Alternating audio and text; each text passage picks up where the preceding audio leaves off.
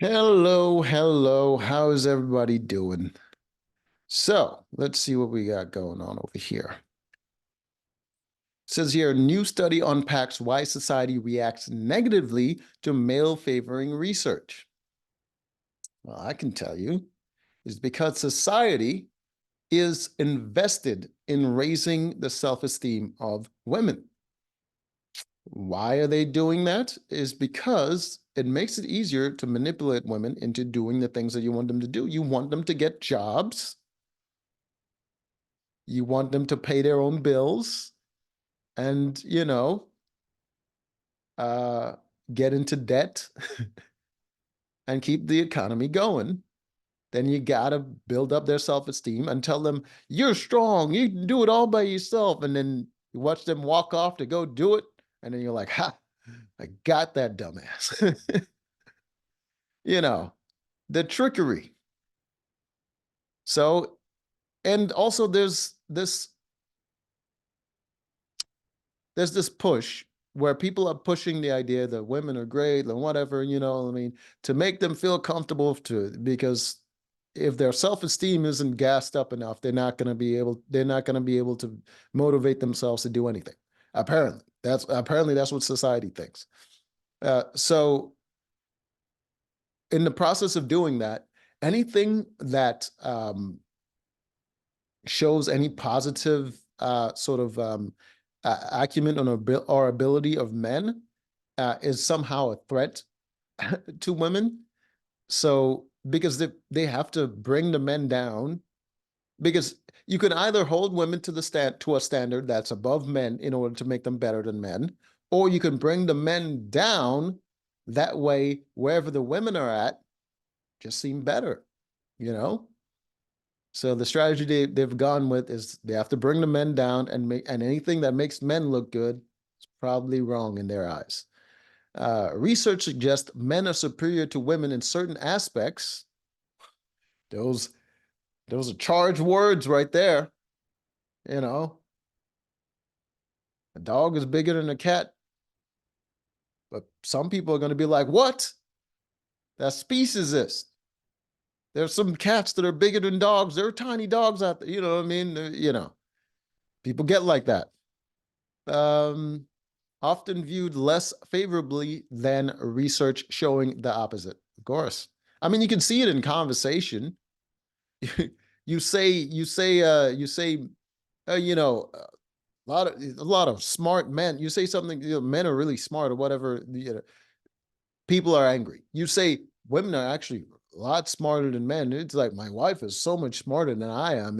You know how us men are. Freaking claps all around, standing ovation. But why? A recent study examined this issue, finding evidence that perceived harm to women is a key factor driving negative reactions to male favoring findings. Yep.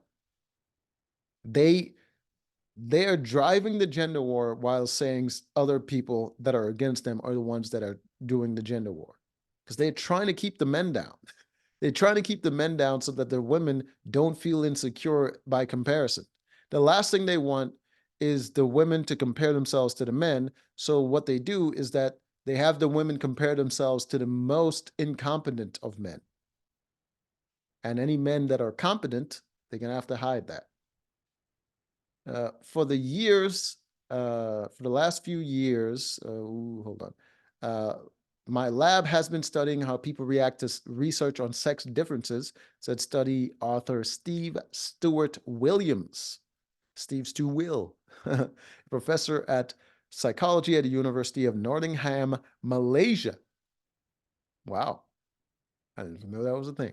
A very consistent finding is that people react less positively to research that puts men rather than women in a better light. For example, people see fictitious research showing that men are better at drawing, more honest, or smarter than women as lower in quality than otherwise identical fictitious research, so in the reverse. Yeah. Yep. We wanted to know why. Our hypothesis was that a key contributor is that people see male favoring research as harmful to women than female favoring research is to men. Yes. because that shows to you that those people actually know in the back of their mind that the men are actually better, which is a good thing because women want to be with better men. And like men being better is not harmful to women, is actually the opposite because women benefit the most when the men are better because they're just gonna get perks. It's all perks at that point. If the men sucked, that's when their lives are harder. But to a lot of those people, the anything that says the men are better or whatever the hell, whatever it is, it seems like an insult to the women. And anything, so they try to put it down, but anything that says the women are better, they're like, oh, it's not a problem. Everyone knows the men are better, but we're just saying that because we want the ladies to feel better. They know it. That's the only reason they don't react the same, the ops. To conduct this exploration, the researchers recruited 433 participants through prolific.com, an online platform known for felicitating academic research. These participants were a mix of 214 men and 219 women, ranging from the age of 18 to 75 years, with substantial majority hailing from the United Kingdom and United States. All right. Is the minority men versus women when it comes to sex? Okay. After providing demographic information, participants were introduced to the study's context through a preamble embedded in the introduction. This preamble was crucial as it was designed to prime participants with certain perspective on sex differences, research by highlighting either its potential benefits or drawbacks. The benefits perspective was encapsulated in a quote emphasizing the risk to women's health from ignoring sex differences in brain responses to drugs. Conversely, the drawbacks perspective featured a quote suggesting that emphasizing distinct male and female brains could exaggerate sex differences and discourage gender equality in fields like science. Okay. Following this preamble, participants were presented with one of four versions of the popular science article summarizing the findings of a fictional study on sex differences in intelligence. This fictional study was carefully crafted to appear legitimate, with summaries claiming either that women are more intelligent than men or vice versa. To further manipulate the experimental conditions, the study was proposed to be led by either a male or a female researcher, with names and photographs selected to avoid confounding factors related to researchers' perceived traits other than sex. As with our previous studies, we showed participants bogus research finding either a male favoring or a female favoring sex difference, then quizzed them about their reactions to the research. Stuart Williams explained. Was the Steve? Isn't it like Steve Stewart? The twist, however, was that before doing this, we surreptitiously exposed them to either a statement about how research on sex differences can be harmful to women by reinforcing harmful stereotypes, or a statement about how it can be helpful to women by making medical intervention safer for them.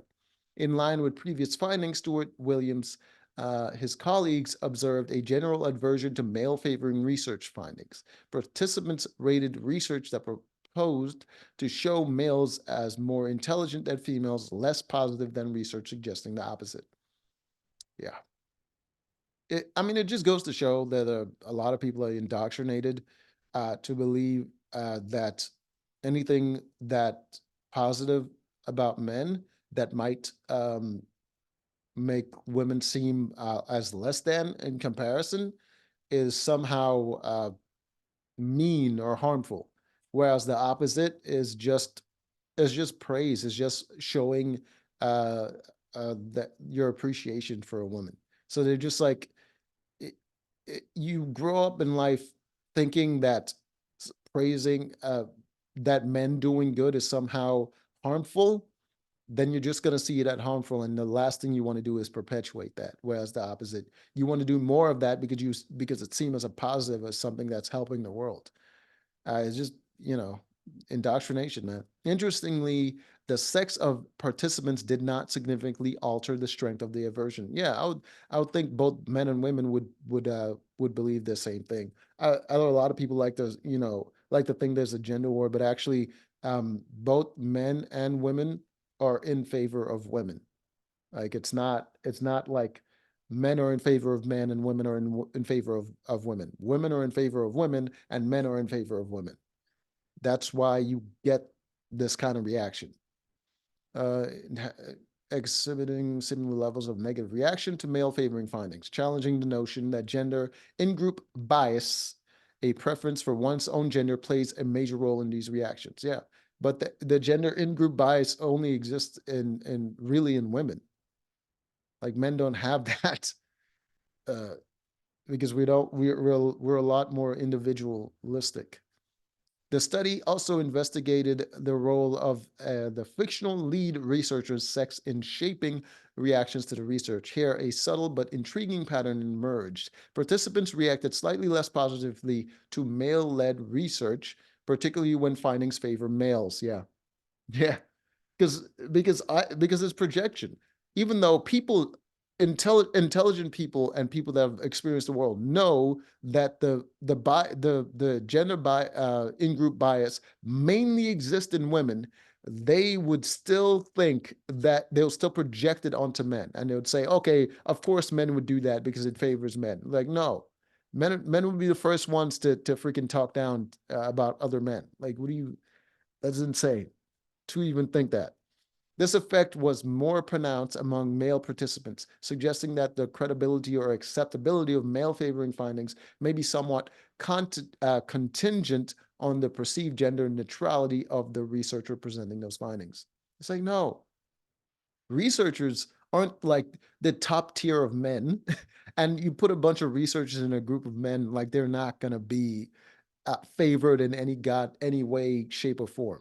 So them trying to create findings that make themselves seem better, make men in general seem better, doesn't do them any favors. Another significant aspect of the study was the experimental manipulation of participants' pre-existing attitudes towards sex differences. Research through the preliminary passage they read. Those exposed to a passage highlighting the potential drawbacks of sex differences, research reacted. Research reacted? What? You mean researchers reacted? Okay. Okay. I think they meant the participant reacted more negatively to fictitious findings than those who read about the potential benefits.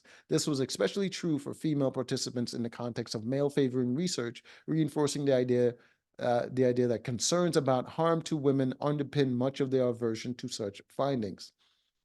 As predicted, participants in the harmful condition had a stronger negative reaction to the male favoring findings than those in the helpful condition. This suggested that perceived harm to women is an important driving aversion to male favoring findings. Yes, yes. Both men and women want to protect women. So obviously, anything that seems harmful to women, they're going to be averse to it. This is not a secret. Collectively, these findings support the notion that perceptions of harm and protective attitudes towards women play a crucial role in shaping reactions to sex differences. Exactly. That's why I make a point to talk about the negative about women, because like it's just we live in a society where it's gotten to the point where people can't have an honest conversations anymore because because they've hyped up the belief that women are in danger and women are oppressed and women are disfavored, or all of those things, to the point that anything you say that might be negative to certain women, not even all women, it somehow seems like an attack to people, and no one wants to hear it, no one wants to listen, none of that. And it's just crazy to me, and I'm always willing to say whatever the hell I want to say, as long as I believe it's the truth, and if someone can prove me wrong, and I would appreciate that. But you're not going to tell me I can't say something, and because you're going to label me whatever the hell. Like I just I don't freaking bend to that kind of pressure. These findings support notions of procession. Okay.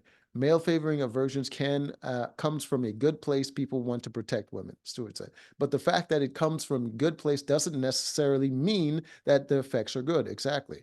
I've always tell students that to improve the world, we need accurate knowledge about the world. Exactly. That's why I favor the truth, because you can't make um, effective decisions if you are deluded. If you believe something that is not true and you're making life-changing decisions based on those things, and then you're like, oh, why didn't it work out? I did all the right thing. No, you didn't. You believed a lie because it was more it brought you comfort and it made you feel better about yourself. And in the end, you made a decision based on your own delusions, and it just didn't align with reality. So obviously, you couldn't be able to predict the effect it would actually have. It's just silly to me. That's why I favor the truth. If you know the truth, you know the facts, then you can make better decisions. Sometimes that knowledge might be a bit of a downer, but if we want to craft successful interventions and policy, we're better off knowing than not knowing. Exactly. And that is where I will end it because it looks like they go on forever. Anyways, oh man, what happened here? Oh no, God damn it.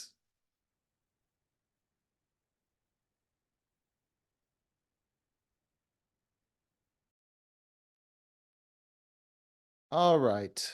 So that should